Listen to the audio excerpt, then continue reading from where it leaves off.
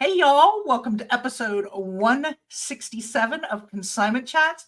Today, we have one of our favorite spotlight episodes, and we are spotlighting the amazing Maggie of Thrift and the Get Thrifty Podcast, which we have been guests of.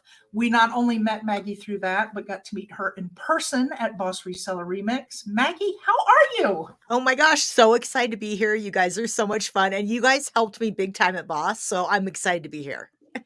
Well, we are so excited to have you. And I got to tell you, you nailed the whole public speaking thing at Boss. I just want to start with that. We were in awe of your presentation and the way you projected and did it. You were amazing. Thank you. Because let me tell you, I was stressing. Samantha can attest to that. I was stressing out, and I'm just glad that it went well. So, we talked about this in a previous episode that we tell people when you get nervous to step out of the box, don't, because those that you feel are the most confident with it, like powerful people, they feel the same way you do. 100%. That is such good advice. Absolutely. You have no idea what's really going on in somebody else's body. And, public speaking is hard no matter who you are. I don't care how many times you've done it. It's nerve-wracking and you just want to do a good job. So absolutely. So it never gets easier? Oh, Lord. I haven't had the experience of it getting easier. I do all the TV for thrift stores here in Colorado, and I still get a little nervous, right before. So it happens. Yeah. Well, let's start off real quick. For those that have not met you, can you take a few minutes, tell us who you are, exactly what you do, and where you're located? Absolutely. I'm here in Colorado. I was just saying it's snowing here in Lakewood, Colorado. I'm in my corporate office. My title is Vice President of Marketing and Corporate Social Responsibility, which means I do a lot of the relief efforts with my team and then the marketing. So we get to do the fun things for our thrift stores. And we are a large collection of 34 thrift stores here in Colorado. We are a nonprofit thrift store chain. We are expanding. We're very excited. We're going to New Mexico next year. We're very excited about that.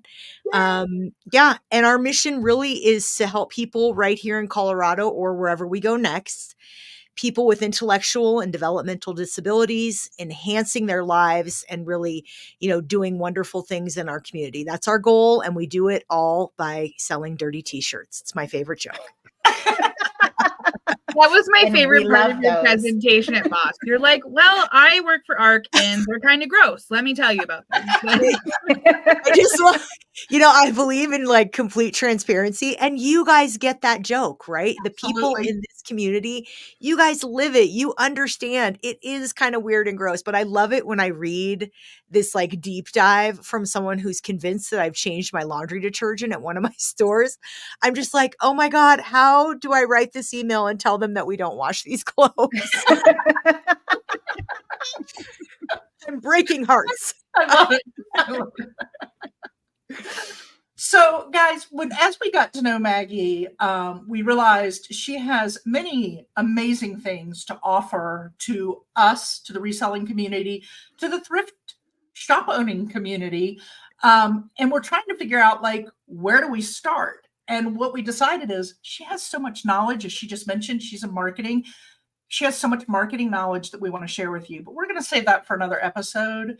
Today, we want to talk about something really near and dear to our hearts, especially mine, because I'm the one that loves to go out sourcing.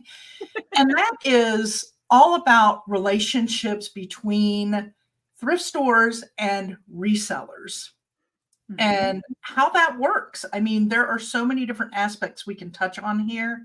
And I want to say also, you guys hang on till the end because we have some fun saved for the very end. But, Maggie, you have talked about stepping out of the box. You have stepped out of the box and created something amazing with art thrift stores and reseller relationships that I just don't see other places. That has been, I can't take full credit for it. It was a team effort. When I first started here, I've been with ARC for about 12 years. I started noticing these interesting people, the thrifters, the pickers, all these things that my managers would kind of talk about. And, one of the things they would tell us as consumers of our stores and sourcers was, they were upset with the competition selling online, and we weren't doing that. And I thought, oh, well, this is a really interesting niche for us to really hold on to and treasure. These people appreciate that we don't cannibalize our floors or, take things off the floor to put online and sell at a higher price. So that was like number one thing. And as a marketing person, my mind is always like, how do I differentiate us from the competitor, right? Mm-hmm. So I really started wanting to learn about that and understanding these relationships that every thrift store in my system has a relationship with their pickers, their resellers, and their sourcers. And making that not adversarial was very important to them. And I learned that it really was special. It meant they were coming back to us. They were, buying more from us. They were giving us more business, coming more often, visiting more of our stores to build up additional relationships. And it was just this win-win. I wanted to capitalize on the people who are sourcing our stores. And the way to do that, the only way I know to do it is to create valuable relationships, like you said. And relationships is one of our favorite words. It's one of our absolute favorite words across the board. And I do want to throw out there, I was going to interrupt you, but I knew it would be rude, that y'all, I don't care who you are as a sourcer for reselling, they know what you're doing when you come in their store. They can pick us out. They know what we're doing. True story. Yeah, so it's beautiful to have a place where you can go in and you don't have to hide it. You want it. Like, I'm a reseller and you guys love us, so that's great. Yep. Yeah. And we've been able to see the evolution too. 10 years ago, a store would call me and say, someone's videoing in the store. Is this okay? And at first I was like, oh my God, do I need to protect the brand? And, it was kind of scary, right? Now I'm like, yes, let them in, welcome them, give them a coffee, tell them to tag our thrift stores. If they want music turned up, turned down, we'll do it. The idea here is to really, spread the love. And there's no better marketing, especially for a thrift store, than a reseller who's happy where they're shopping. They do better content than us. They're good at it. They want to dance in the aisles of my store and share their hauls. Why would I not welcome them with open arms? It was an evolution though, like I said. So I don't expect thrift stores that haven't done it for so many years to like instantly embrace it. But you can evolve, you can change, and that change can be so good for both of you. So much more valuable for resellers to do these great videos about my store, and then what happens? Other resellers come. It's a win-win for all of us. Yeah. Can you talk a little bit about that evolution and maybe what were some of the, like you said initially, like protecting your brand, if you weren't sure if you needed to do that, like what the sticking points were in that evolution?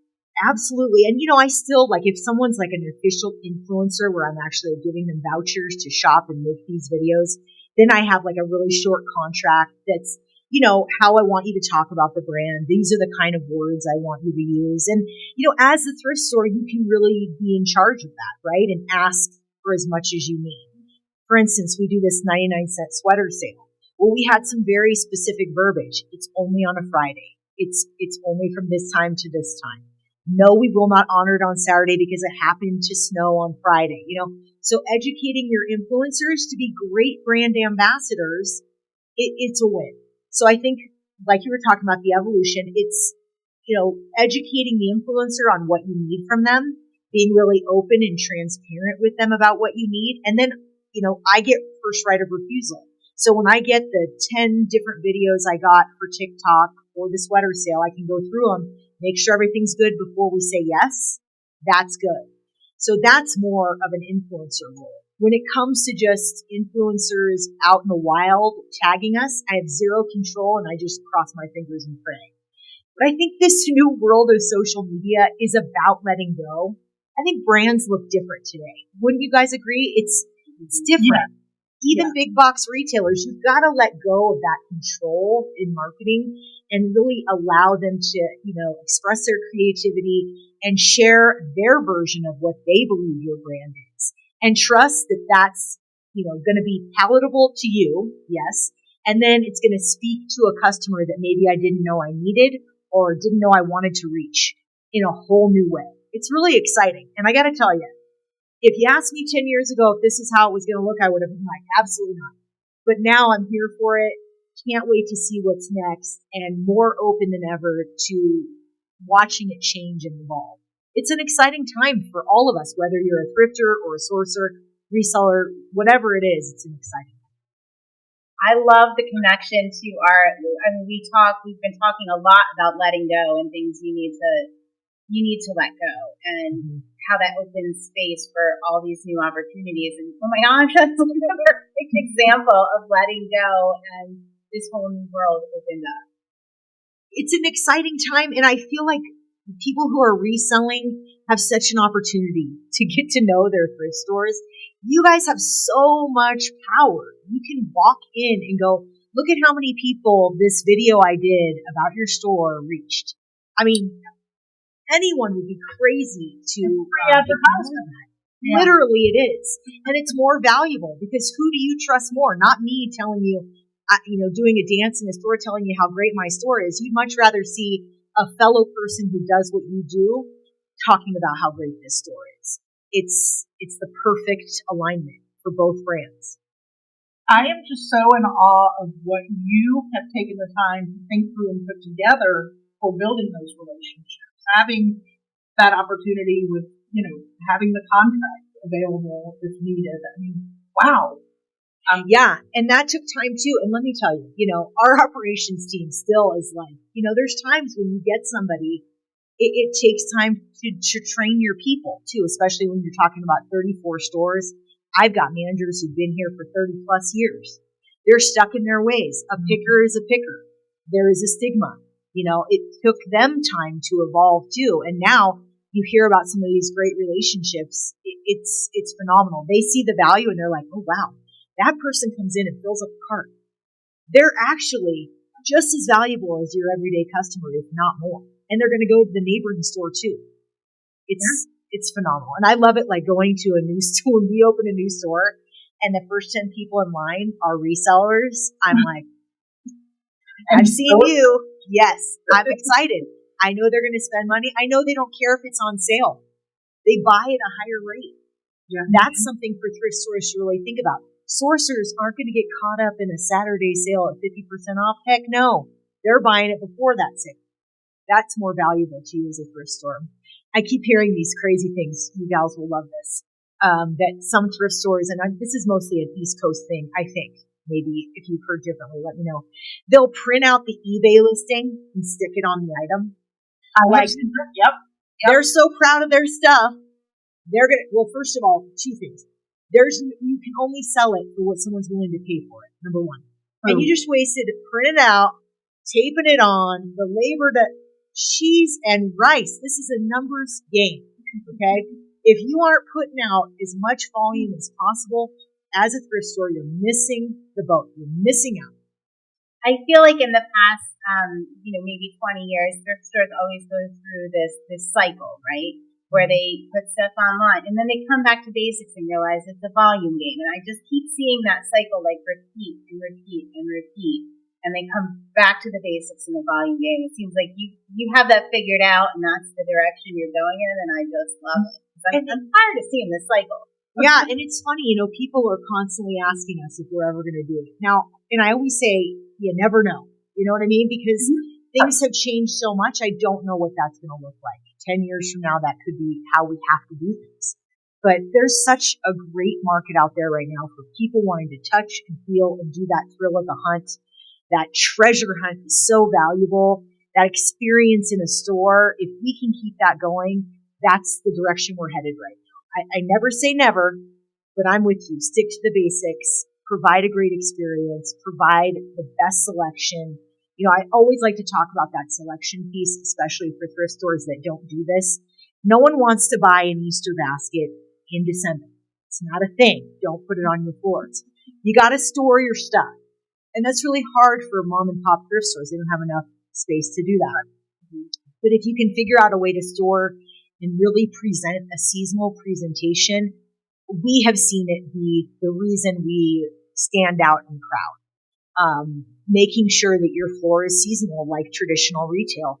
That's when people want to buy items, is during the right season. It really is an important piece to that puzzle. We're very lucky. We have a robust storage program. So when you walk into our back rooms, our pricers store for Breast Cancer Awareness Month, Easter, Halloween, Christmas. There's a box for everything underneath their tables. It's not an easy process, but it's smart so that they can call the warehouse during the correct season and say, hey, send me my winter storage, which is what they're all doing today because it's snowing outside. They're like, send me the long sleeve knits. I'm panicking, you know.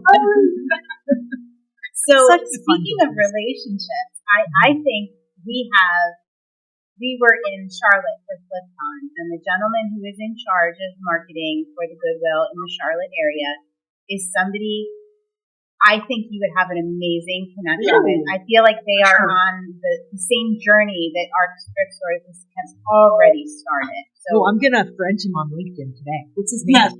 I have to look it up. I don't have it in front of me. Send him my way. I definitely want to meet this. I mean, they are on that journey, and they are doing a phenomenal job at it. And I think that's my dream is to get someone from Goodwill on the Get Thrifty podcast. That's really he would be the right one. He spoke at a conference that we went to. I actually live near Charlotte, so that's one of the places I go and do a lot of my sourcing.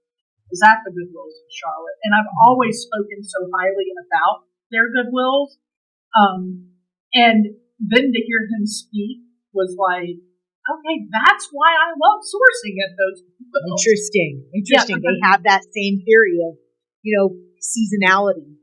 Now, what do they say about their e-commerce stuff, though? They do. It wasn't necessarily with the seasonality. It was more about the embracing of resellers and welcoming them. They opened, an hour early for us one day. Yes. They opened the bins an hour early for us one day. They encouraged us to film videos and put the word out there about, the Goodwill bins and things like that. Yeah. So we always talk about the Goodwill as an industry. Each local Goodwill is run very different. Your area is very different. So where somebody's area might not allow you, I know a lot of YouTubers will say, I couldn't film in that Goodwill. They wouldn't let me. Well, Charlotte area will let you film. They are like you. They welcome the advertisement. Interesting. Yeah, and it's an evolution, 5 years from now, everyone's going to be on board with this, and I'm going to be old news. I'm going to be so sad. You're going to be the one that gets the movement going then. Let's hope. I really hope so. It just helps all of us if we can be welcoming. Then we're not scaring people off. I have these young girls tell me they kind of hide in the aisles, and I'm like, girl, be proud. Announce yourself. Another thing they say all the time, be proud of what you do and tell everyone. It's a win, especially with how strong the reseller community is in terms of you guys support each other. Yeah. I love it when I see two Colorado resellers connect in my store. I'm like, I wish I had a camera on this so bad. And my security footage isn't good enough to pick up how loving they are towards each other. And then they'll shop and go, I found this for you. They help each other out. It's the most, lovely relationships. 100%. I try to do that in my local Goodwill, and the other people are like, why are you telling people our business? We're hiding. Don't let anyone see what I'm buying. Then they'll think it's worth something and take it from me.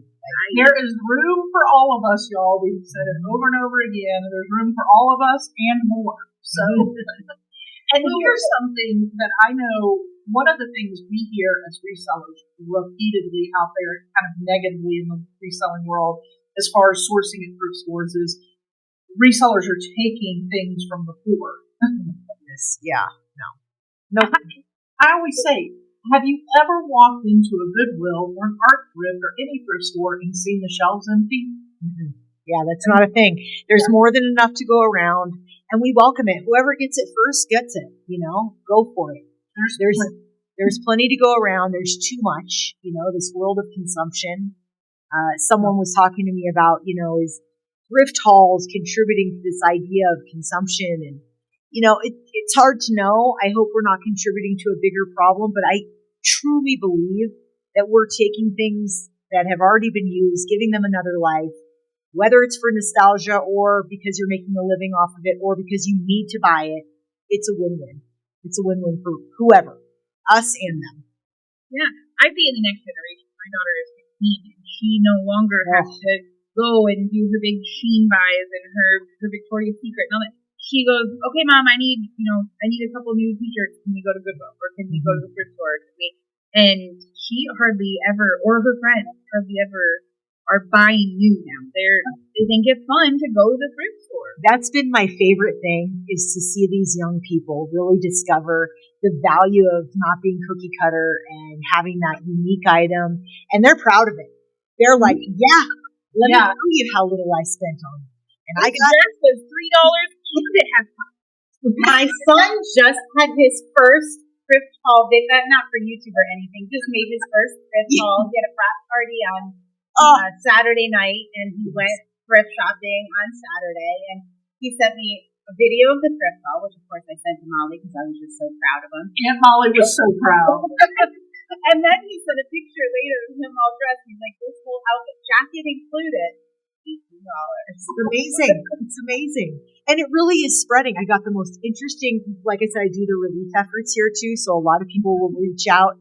But this came through a relief effort request.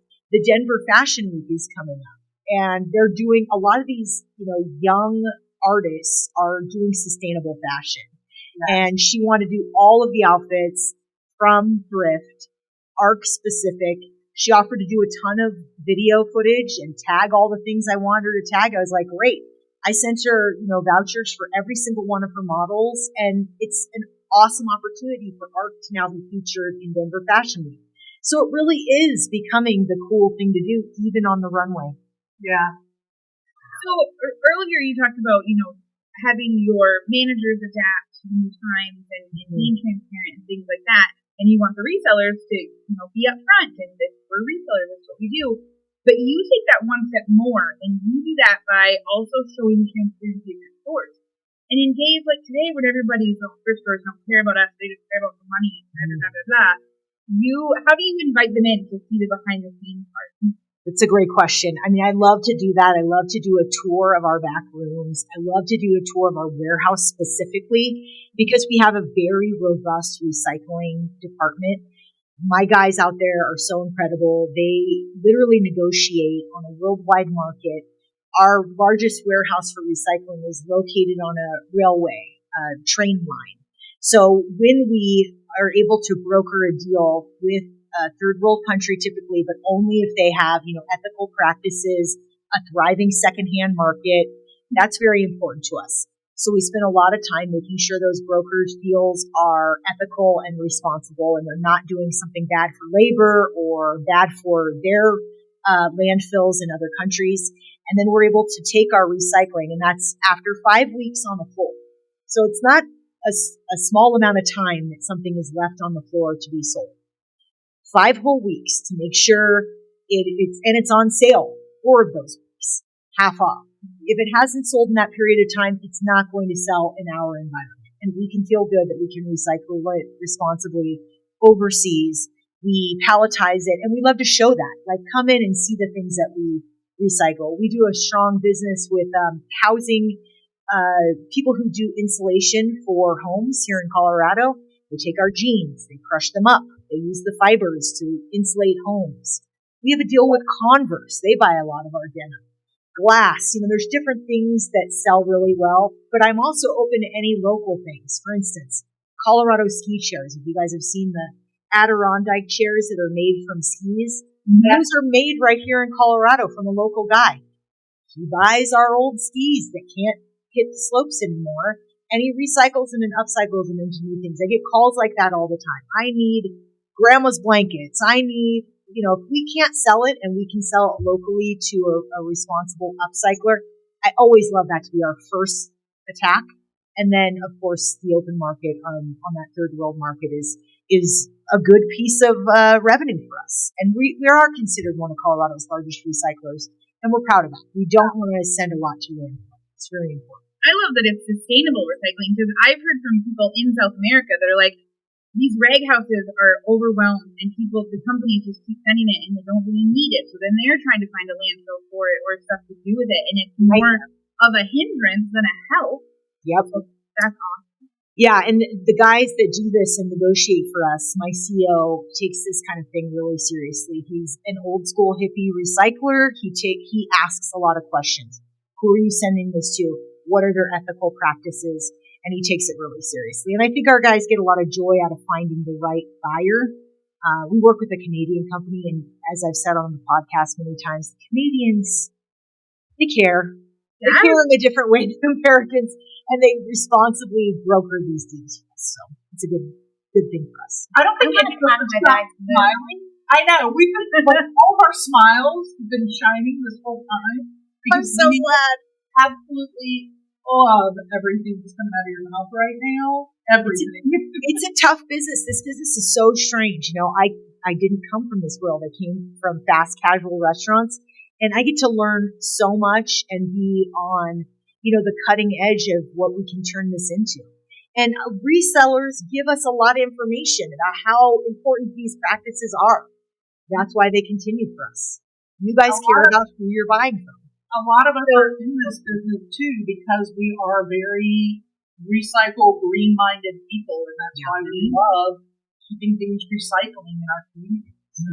So can we do a little role playing? Oh gosh, Samantha, do it to us, Samantha. All right. So I'm Libby. I'm walking into a thrift store down the road, and I'm not sure if I should tell them I'm a reseller or hide it or try to develop a relationship. Maggie, what would you recommend to me going into this thrift store kind of blind and not being a little nervous about it? Nervous about it. I always think, if you don't have a huge following, there's two different ways to look at this. If you have a huge social media following, you should be singing it from the top of your lungs and immediately walk up to the manager and say, we're going to be best friends. That's what I would do if I were in your situation. But if you're maybe new to this, maybe it's about being a local shopper, being a regular shopper, being the one that the cashier then goes, oh, weren't you just here yesterday? Getting to know them organically, right? So you're showing them that you're loyal to that store. Maybe you come in a certain time every week and you get to know, oh, thanks, Seth, my favorite cashier. You know what? I'm going to wait for Seth's line to open up. I enjoy him. Whatever it is, you're just building a nice, kind relationship. Look at this cool stuff I found. And let me tell you, the cashiers are just as excited as you are about your find. 90% of them are like, oh my God, it's so cool. I saw that. I almost got it for myself. They love it just as much as you do. So that's always a nice way to do it. But again, if you're one of those people that already has an Instagram following in this world, I think there's no harm in saying, I need to meet the manager. This is me. I'm here. I've tagged your location this many times. Look at how many views this video got. Just showing somebody that can be so, so valuable. And it may not work with that person. I think persistence is important. Maybe you need to go higher up the chain. Is this a thrift store with multiple locations that you could go to that marketing person? Never know. You're always welcome to drop the Get Thrifty podcast too. You never know. That's what I was going to say. And I was going to say, if all else fails and they are totally resistant, say, oh my gosh, I have this friend Maggie. You have to listen to how they do things in Colorado. Yes. And listen to the Get Thrifty podcast.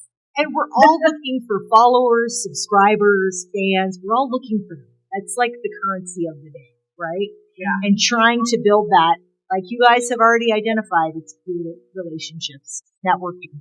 Yeah. Put yourself out there. Don't be freaked out to say who you are. And if you get a bad reaction, go to the next store. Let it go, That's what I was going to ask you. Let's say there is resistance there and they really don't like resellers and it's quite obvious. You recommend maybe just asking if there's a marketing person or just going to the next one if they're not receptive. Yeah. I mean, it's one of those things where you can't teach an old dog new tricks sometimes. I do firmly believe that there has been an evolution and it's just going to continue to change.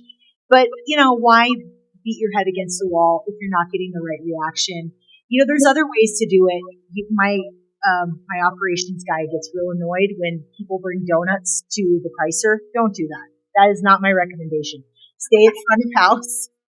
Because the pricer will get in trouble if they price for a certain, you can't ask them that. So, deal with the front of the house, deal with the cashiers, get to know the manager, And, you're both going to win from this relationship. I do think your currency is your connections on social media. I think the reseller community does a phenomenal job. You guys make great video content, better than any of us have the money or time to do. You care about each other, and when you talk about something, that other friend of yours is going to shop that store. I guarantee just people listening to Consignment Chats have sent people all over this country to sourcing places. Hopefully they come to ARC too. Don't forget Colorado, ladies and gentlemen. So I have to say, my helper, her name is Samantha, not this Samantha, different Samantha, moved here from Colorado last year. Oh yeah. And she was like, "Oh my gosh, really?" I gave her the little lip balm I think you had in the swag bags from Foss, and she's like, "I love your thrift stores. That's the most amazing place." I love that. Get out there. Yeah, I keep hearing about people moving out of Colorado. It's getting expensive. Oh yeah. I hope they come back. I hope that's I still, when we were on your episode, I told you that my goal, it's my bucket list to do a Colorado thrift trip out there. Yes. So it is still way up on there. I've got to get there. And we had a group, Liz O'Kane and Vicki, and they came out, and you can get a great deal on an Airbnb. Just do it right, West Denver or Aurora, either one, and you can hit a whole bunch. Now, some people swear by our Colorado Springs locations. They are also premium. So it kind of depends. Liz is from Southern Colorado, so she really likes those Springs locations. But, you can't go wrong with our stores. And there's a lot. They don't call it the thrift mecca for nothing. There's a lot of great mom and pop places here as well. And the Goodwill has a stronghold as well. We kind of share it. I'm not going to lie, I was a little jealous, felt a little left out when Liz and Katie, when they were all posting pictures, I was like, what? They need to do it again. They need to do it again. And you're not the only person to say that. They're like, how did we get on the invite for this? So she's got to do it again. They need to. And they found a really cool house. It wasn't too expensive. And each one of them sent home Florida, Indiana, and all over Las Vegas, like 700 pounds of stuff. Yeah. It's nuts. We'll do our 2025 reseller retreat there. Yes. It's out there. It's out now. Oh my God. You got to invite us. You know what? I could get my CEO to come talk, or my COO. Both very exciting dudes. Yeah, very interesting. Now it's happening. So once we say it, it happens. That's how we work. And you have such a great batch of resellers here that really, meet up and support one another and help each other when there's a problem. They're down for each other, which is pretty helpful. They shop together. There's a gal here who does.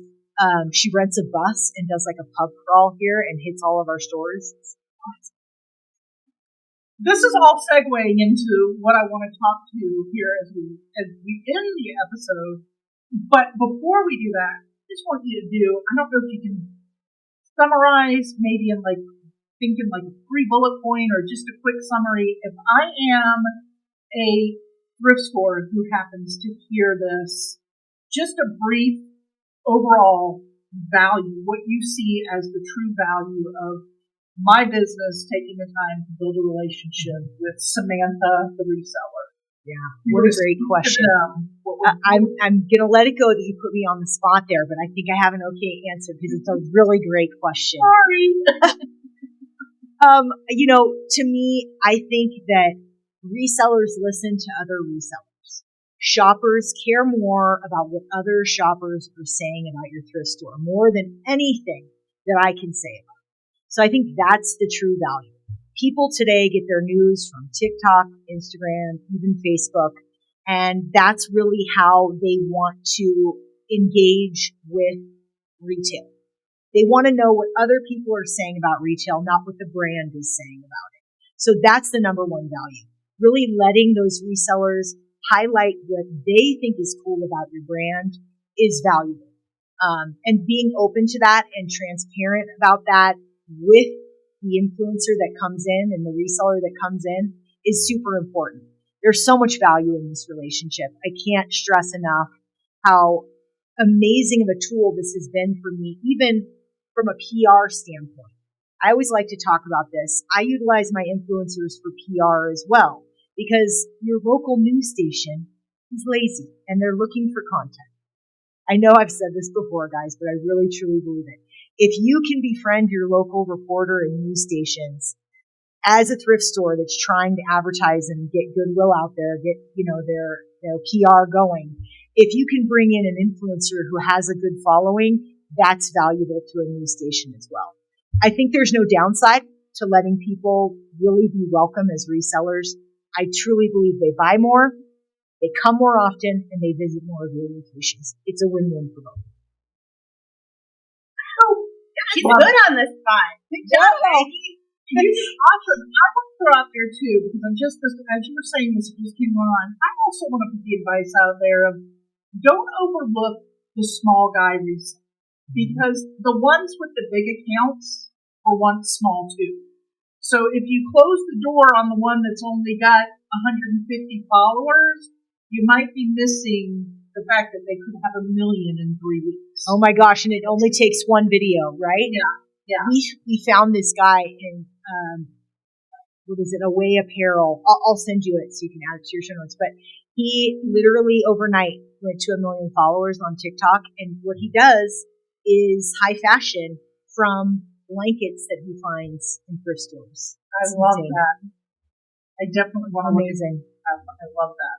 It's amazing, but overnight. And he can point to the one video that took him over the top. And you're absolutely right. Welcome them all. You just never know. And it could happen to anybody literally overnight. It's incredible. And these young ones, they're telling their friends. I'm obsessed. I'm like, how is this become cool? Thank you. Thank you. Thank you. Yeah, my son and his fraternity brothers and roommates, they all thrift. That is what they wear. Yeah. And you go in my son's closet, and the majority of him and his friends is stuff they got from thrift stores. Well, I was shocked. I always like to, on a big sale, go out and take content pictures, and I can't tell you how many teenage boys from different high schools were skipping school on a Friday to come and load up on sweaters and sweatshirts and jeans and flannels and band shirts and whatever else they could find. It really flannels, yeah. Those t-shirts, those vintage t-shirts, whoa, that's a real thing. That's real thing. Absolutely. All right. So, a couple of fun things to end on. We know, so one thing, you guys who've never listened to Maggie's podcast, shame on you, first of all. Second of all, because that then means you missed the episode we were on, by the way. Yeah. But one of her things at the end of all of her episodes is she's a Dolly Parton fan. So we always end on that note. So we thought we should put that back on you and ask the why. Where's the why? Yeah. Behind the why of your Dolly relationship. Absolutely. And I love to tell this story, and it's so nostalgic and it's so thrifty in its own right. So my grandmother, when I first started this podcast, she had passed a little bit before that, and I thought she was the original queen of vintage in my world. Like, she would do this project with my sister and I. She'd go to her local ophthalmologist and get like lenses from different glasses that nobody wanted, and she'd do like art projects with us, right? She would take our hair from our hairbrushes and stuff pillows and dolls with, like, she has been recycling her whole life. So I was like, I've got to do a nod to her. And when she passed during her eulogy, I did this whole, she was my own personal Dolly. Big hair, big boobs, big personality, but always positive. I mean, literally, you want to go and like, Grandma, can you believe what Cousin Gay did? No, she would not talk about anyone, kind of like Dolly Parton. So I've always thought of her that way, and I wanted to do a nod to my Gigi because I knew Dolly really is, she's the ultimate philanthropist out there. She's doing amazing things, and at the time, now she's having this like major resurgence. I couldn't be more delighted. Right? Yeah, it's a big deal again.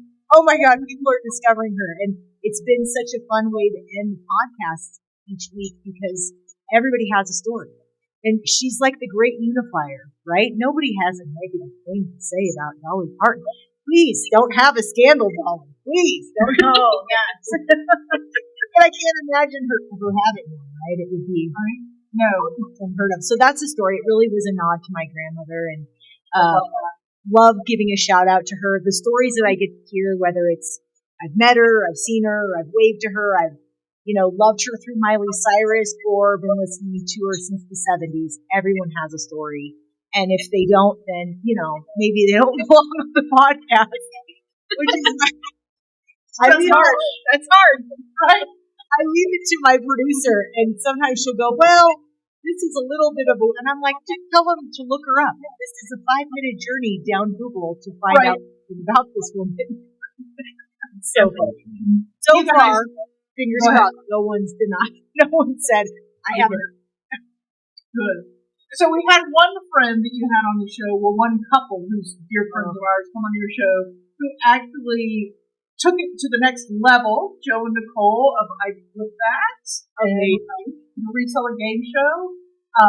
They have an episode with Maggie, and Joe and Nicole are famous for their commercials they create that they play during their game shows, and they created the most hysterical Dolly Parton-based commercial that they've been out right before, and it is epic. You guys you gotta go watch it. You have to see it. It really was. See, that is the perfect example of resellers creating better content than we ever could, right? What a great commercial for our podcast. What an awesome nod. He's even dancing in front of one of my stores, like a picture that he got up. Yes. So creative, but it really highlights, again, our stores, better content than I would ever have time or budget to make, which is fantastic. Yeah. They're unreal. So, that being said, also, I have to let you know, because we were talking about thrifting trips and that kind of thing, we actually have a reseller retreat planned in August where we are meeting. It's us, it's Joe and Nicole of I Flip That. I love it. It is Angie from Angie Resells, Kristen from Roll Squirrel. Love my girl, Kristen. Yes. She's coming. It's us and Katie and Vicky. And we have gotten a house in Gatlinburg, and it is going to be today in Dollywood that we're going to go play. So, hey, you guys have got to send me a picture, please. So, if we happen to meet Dolly, what do you want us to tell her? Oh my gosh, that there is this tiny little podcast out in Colorado that gives a nod to her every single week, and I will never stop. I will do it forever, in perpetuity. Oh my God, if you meet her, you guys, please hug her for me, please. And literally tell her that we've got a little podcast.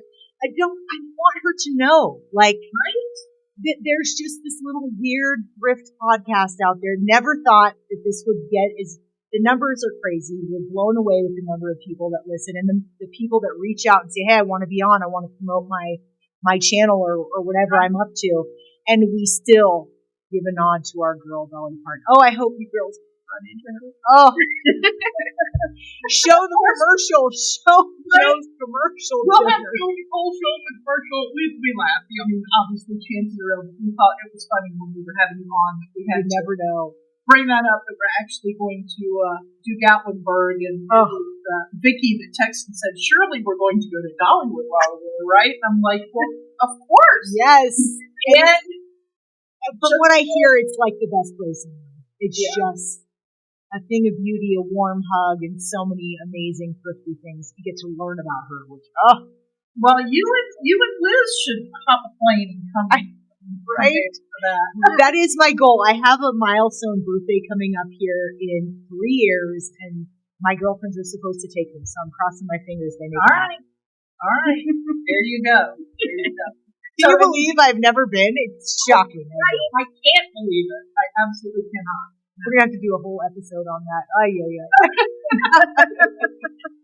You guys are so fun, and really thank you, because I was nervous at Boss, and I really, got a lot of love from you guys. And it's just one of those things, sometimes you just don't know how those nerves are going to affect you. And in that setting, I was new to resellers. I still feel like I'm an outsider. I'm a thrifter. I'm a thrift person, not a reseller. So that you guys just welcomed Lisa and I was just a dream. So thank you. You guys. Well, we do not look at you guys as outsiders.